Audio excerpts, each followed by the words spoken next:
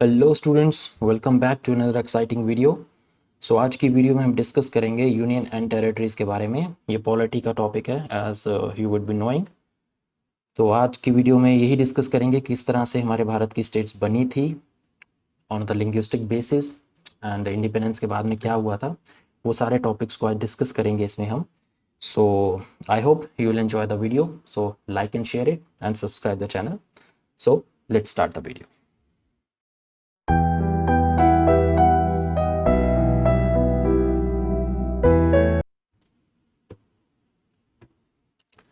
सो part 1 में mention किया हुआ है आर्टिकल 1 to 4 जो डील करता है यूनियन एंड टेरिटरीज के बारे में। ठीक है, आर्टिकल 1 to 4।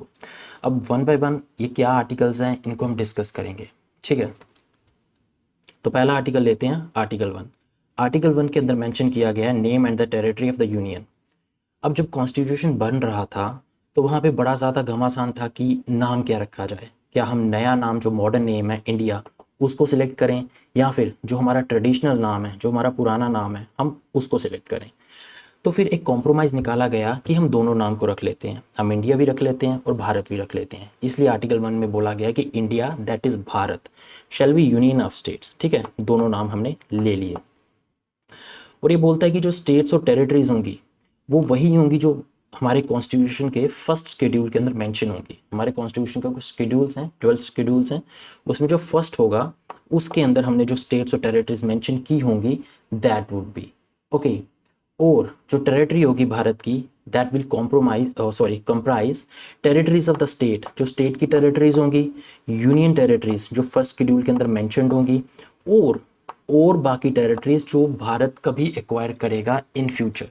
ये 3 कैटेगरीज ऑफ स्टेट्स होंगी, टेरिटरीज होंगी भारत के अंदर। ये हमने डिस्कस कर लिया। आर्टिकल 1 कहता है कि India that is Bharat shall be a union of states. अब कहते हैं कि कंट्री को यूनियन क्यों कहा गया, एक फेडरेशन क्यों नहीं बोला। अब देखा जाए तो है तो country federation, but federation use क्यों नहीं किया, हमने यूनियन क्यों यूज़ किया। तो इसके उपलक्ष्य में डॉक्टर B.R. अम्बेडकर कहते हैं कि हमने यूनियन ऑफ स्टेट्स को प्रेफर किया है ओवर फेडरेशन ऑफ स्टेट्स। इसके पीछे 2 रीजन है। पहला रीज़न आपका ये है कि जो हमारे देश का फेडरेशन है that is not the result of an agreement among the states. जैसे कि अमेरिकन फेडरेशन में हुआ था कि बहुत सारी स्टेट्स इकट्ठी होकर आ गई थी कि हम एक यूनियन बनाएंगे। तो American federation is an agreement of states, agreement between states. लेकिन भारत में ऐसा नहीं हुआ था। भारत में जो एक यूनियन होल था उसको डिवाइड किया गया था डिफरेंट एडमिनिस्ट्रेटिव कंपार्टमेंट्स में, ताकि उसकी एडमिनिस्ट्रेशन आसानी से हो सके। ओके, सो आगे देखते हैं सेकंड पॉइंट। ये तो हमने देख लिया, ठीक है। दूसरा ये बोलता है कि हमारे फेडरेशन में स्टेट्स के पास राइट नहीं है अलग होने का। They don't have the right to secede from the federation. Federation एक यूनियन है क्योंकि ये इनडिस्ट्रक्टिबल है, क्योंकि इसको तोड़ा नहीं जा सकता है। That's why it is considered as a union. हमारा कंट्री जो है that is an integral whole, और उसको हमने अगर डिवाइड किया है डिफरेंट स्टेट्स में तो उसका रीज़न यही है कि कन्वीनियंस ऑफ एडमिनिस्ट्रेशन हो, एडमिनिस्ट्रेशन आसानी से हो सके, इसलिए हमने डिवाइड किया है। There is no other reason for it. अब 2 फ्रेजेज आते हैं, territory of India and union of India. हमारे कॉन्स्टिट्यूशन में जो यूज़ किए गए हैं, ठीक है, territory of India and the union of India.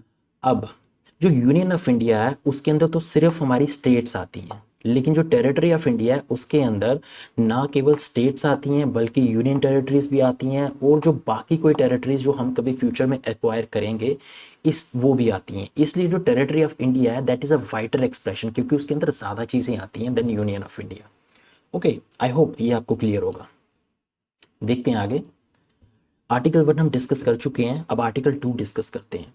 Article 2 basically deals with admission और एस्टेब्लिशमेंट ऑफ न्यू स्टेट्स। नई स्टेट्स को एडमिट करना या फिर एस्टेब्लिश करना that is included in article 2।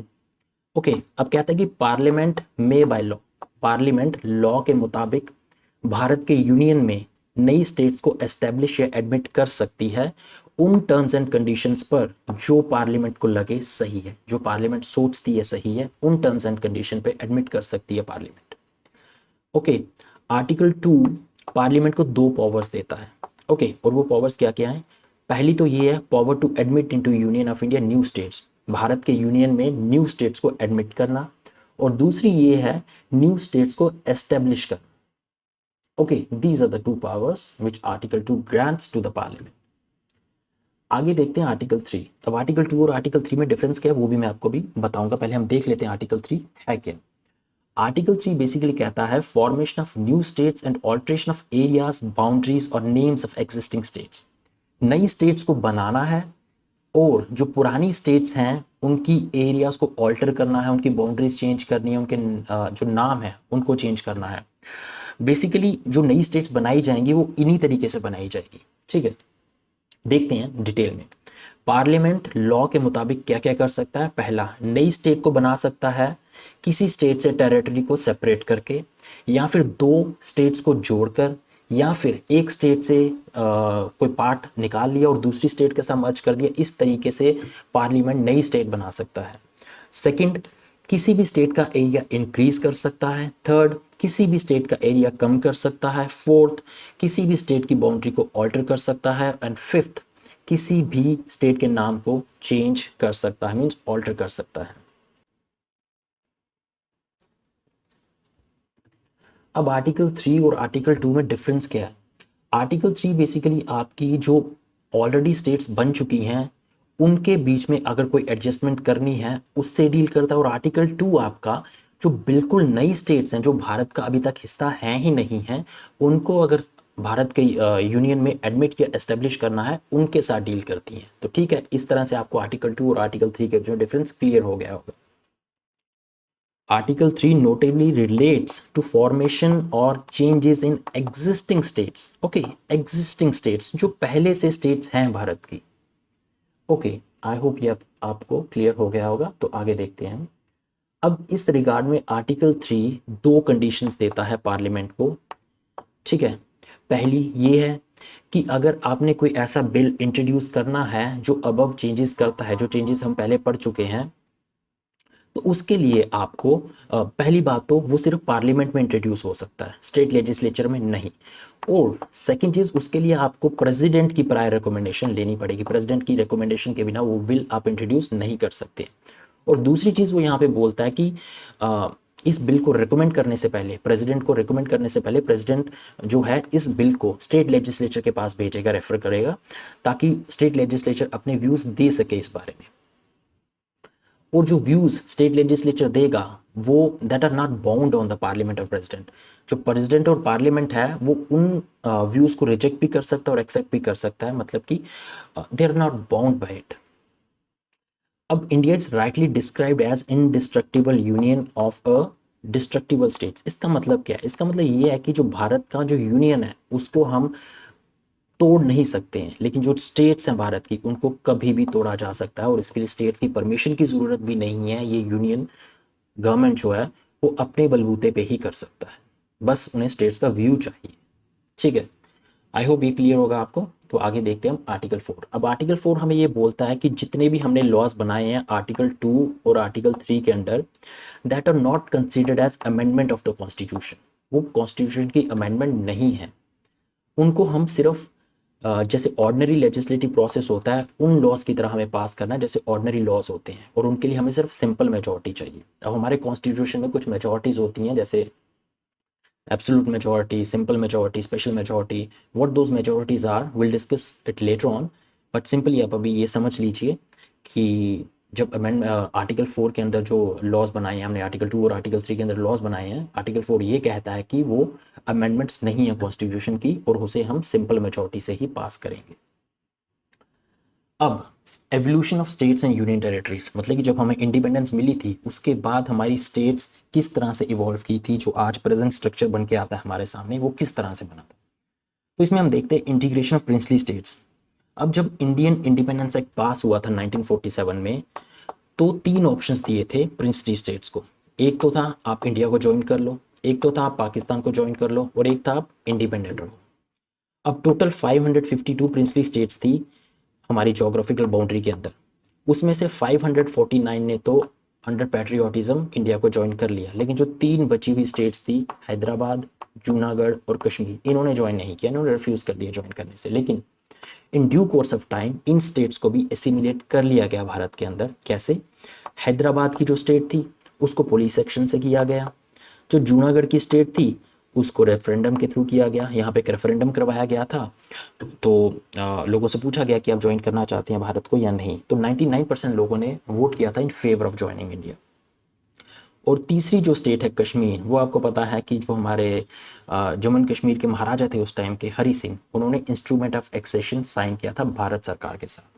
तो इस तरह से स्टेट्स मिला ली गई थी भारत के अंदर सभी। उसके बाद ये जो रीऑर्गेनाइजेशन हुई थी स्टेट्स की, that was on an ad hoc mechanism, और ऐसा बोला गया था कि बाद में हम स्टेट्स को रीऑर्गेनाइज करेंगे किसी और तरीके से। तो इंडिपेंडेंस के बाद डिमांड्स आने लग पड़ी डिफरेंट रीजन से, पर्टिकुलर जो साउथ इंडिया है, कि स्टेट्स को रीऑर्गेनाइज कीजिए आप लिंग्विस्टिक बेसिस के ऊपर। तो इसलिए गवर्नमेंट ने कमीशन अपॉइंट किया जो था आपका एसके धर कमेटी, ठीक है। और इन्हें कहा गया कि आप एग्जामिन कीजिए कि हम स्टेट्स को रीऑर्गेनाइज कर सकते हैं लिंग्विस्टिक बेसिस के ऊपर या नहीं। धर कमेटी ने अपनी रिकमेंडेशंस दी और ये बात कही कि अगर स्टेट्स को रीऑर्गेनाइज करना है तो that should be on administrative convenience, ना कि लिंग्विस्टिक फैक्टर्स के ऊपर। लिंग्विस्टिक बेसिस के ऊपर आप स्टेट्स को रीऑर्गेनाइजेशन ना करें तो अच्छा है, ऐसा धर कमीशन ने कहा।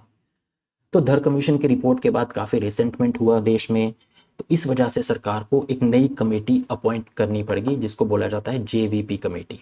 ओके, सो जेवीपी कमेटी में J stands for Jawaharlal Nehru, V stands for Vallabhbhai Patel and P stands for Pattabhi Sitaramayya. That's why it's known as JVP committee. Okay, तो जेवीपी कमेटी की रिपोर्ट आती है, फिर वो भी रिजेक्ट कर देते हैं language as the basis for reorganisation of state, और कहते हैं कि लैंग्वेज को हम नहीं बेस रख सकते हैं अपनी स्टेट्स को रीऑर्गेनाइज करने के लिए।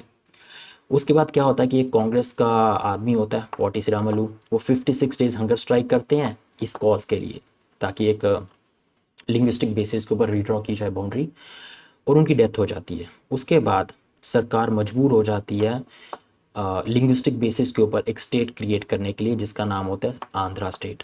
सो Andhra was the first linguistic state of India, ठीक है। अब जब लोगों ने देखा कि आंध्रा की स्टेट क्रिएट हो गई है, तो उन्होंने अपनी डिमांड्स को इंटेंसीफाई किया कि भाई अगर आपने आंध्रा की स्टेट बना दी तो हमारी स्टेट्स क्यों नहीं बना सकते हो आप। फिर गवर्नमेंट मजबूर होगी, गवर्नमेंट ने एक और कमीशन अपॉइंट किया जिसका नाम था फैजल अली कमीशन। पूरे क्वेश्चन को एग्जामिन करने के लिए ये कमीशन बनाया गया।